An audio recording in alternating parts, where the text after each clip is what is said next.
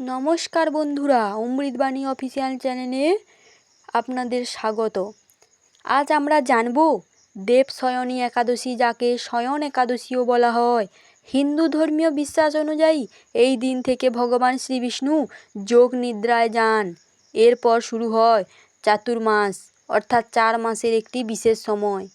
এই সময়ে অনেক ভক্ত বেশি করে পূজা, জপ ও ভক্তি করেন। এই দিনে কিভাবে ব্রত পালন করবেন?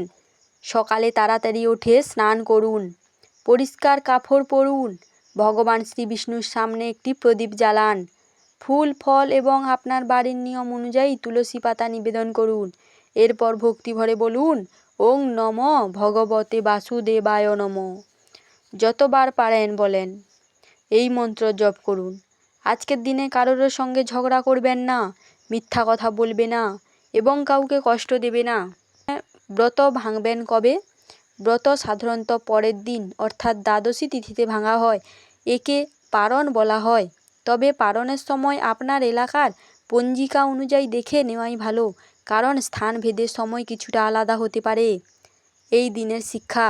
বন্ধুরা, দেবশয়নী একাদশীর আসল শিক্ষা শুধু উপবাস নয়।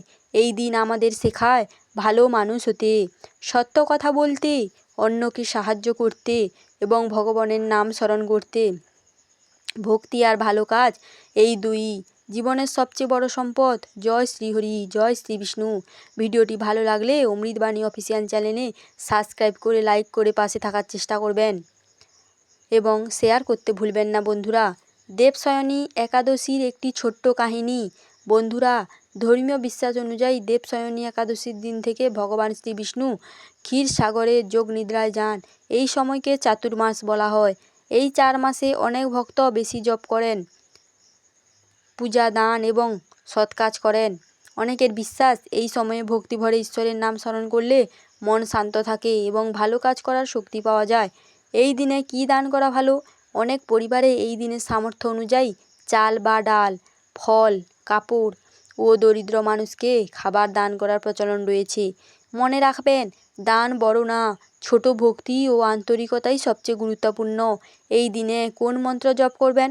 ভক্তি ভরে এই মন্ত্রটি জপ করতে পারেন, ওং নমঃ ভগবতে বাসুদেবায়, অথবা বারবার বলতে পারেন ওং নমো নারায়ণায়।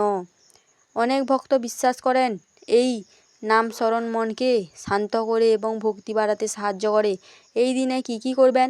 সকালে স্নান করে পরিষ্কার পোশাক পরুন, ভগবান শ্রীবিষ্ণুর সামনে প্রদীপ জ্বালান, সম্ভব হলে ভগবদ্গীতা বা বিষ্ণু সহস্রনাম থেকে কিছু অংশ পড়ুন বা শুনুন।